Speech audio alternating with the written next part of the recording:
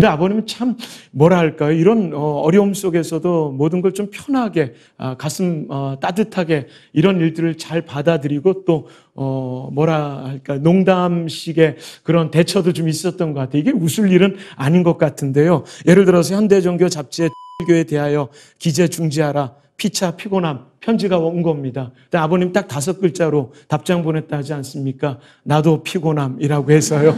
그래서 참 어떻게 그런 여유가 있을까? 이건 저희들이 생각하기가 참 어려운, 그래서 여유 속에서 하지만 진지함을 갖고 하나님 중심에 늘 서서 대처했던 그런 일들을 이걸 정리하면서 오랜만에 또 찾아보게 되었습니다.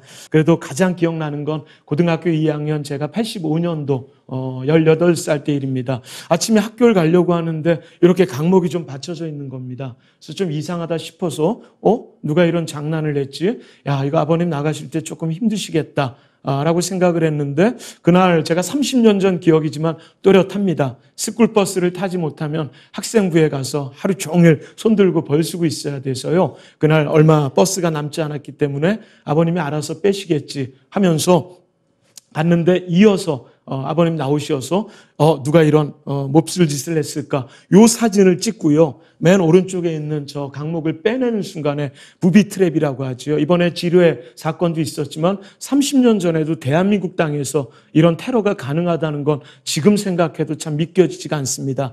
폭탄이 터졌고요. 수백 개의 파편이 이제 아버님 온몸을 그렇게 좀 강타하게 된 겁니다. 폭탄이 터지자마자 아버님 쓰러지고 어머님은 다리에 중상을 입고, 그런데 어머님이 해주셨던 간증을 한참 후에 듣게 되었는데 네 아버지가 폭탄이 터지자마자 쓰러졌고 근데 너무 놀랍게도 일어나서 기도를 하시더랍니다. 무릎 꿇고. 그러면서 하나님, 제가 너무너무 아프고 힘들고 이게 어찌된 영문인지는 잘 모르겠습니다라는 한탄 섞인 그런 기도를 드렸던 것 같습니다. 하나님, 다른 건 다 하나님 마음대로 하셔도 좋겠지만 하나님, 눈동자만은 좀 지켜주시면 안 되겠습니까? 눈이 너무너무 아픕니다. 제가 눈을 떠야지만 이단 사역을 계속할 수 있을 텐데 이거 안 됩니다 라고 하나님께 때를 쓰면서 이렇게 기도를 했다는 겁니다.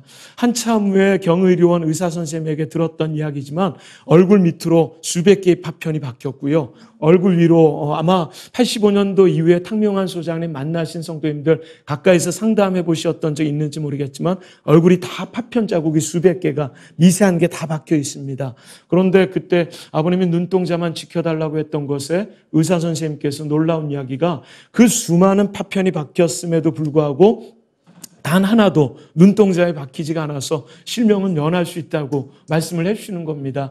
모태신앙이지만 하나님께서 살아계신다는 걸 그때 다시 한번 느끼고 확신하게 되었는데 하나님이 선물까지 주셨습니다. 뭐냐면 그때 그 충격으로 인해서요. 아버님이 늘 난시로 안경을 좀 쓰고 다니셨는데 이렇게 붕대를 하고 그때 당시의 상황입니다. 이게 경의료원 때의 상황인데요. 눈까지도 우선은 다 붕대로 감고 있습니다. 근데 그 충격 때문인지 전문의 선생님도 정확한 진단을 못 하시더라고요. 어찌된 영문인지는 잘 모르겠지만 아버님이 난시가 이 충격으로 인해서 고쳐지게 된 겁니다. 그래서 그때 당시부터 안경을 좀 벗고 다녔던, 이건 정말 전문의 선생님들도 생각할 수 없는, 저희도 너무나 이게 어떻게 된 일일까라고 하는 감사함으로 받아들이게 됐죠. 그다음부터 아버님께서 간증할 때마다 좀 또 우스갯 얘기를 많이 하셨습니다.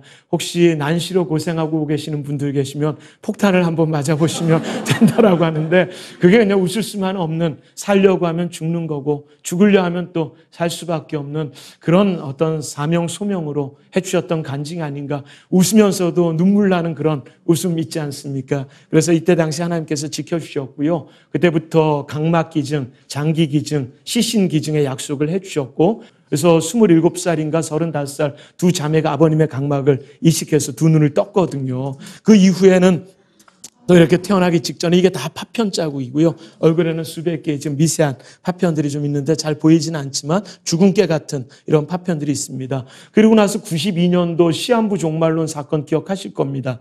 12시에 휴거가 된다고 해서 우리 몸이 강림하여져서 예수님을 맞게 될 거라고 하는데 그날과 그땐 오직 하나님만 아시는데 이단들의 특징은요. 꼭 그날과 그땐 자기들만 안다고 주장하는 특징이 있지요. 그래서 그날 기자회견을 하고 2시 정도에 서울에 서울의 월계동이라고 하는 동네 도착했는데 앞에서 교회 한 두 사람이 나타났습니다. 저희가 나중에 대략 확인했던 바는 조직폭력배 행동대장쯤으로 보이는 두 친구라고 들었고요. 근데 보통 아버님 평소에 갖고 다니신 것 중에 가스총이 좀 있었습니다. 그래서 이단들은 전도할 때나 테러할 때나 꼭 둘 이상씩 움직이는 것 같습니다. 그래서 한 사람은 가스총으로 제압을 했는데 뒤에 또 한 사람이 있었던 걸 몰랐던 거지요. 아마 칼이 40cm가 넘는 칼이었고 뒤에 두 군데의 칼로 상처를 냈던 것 같습니다.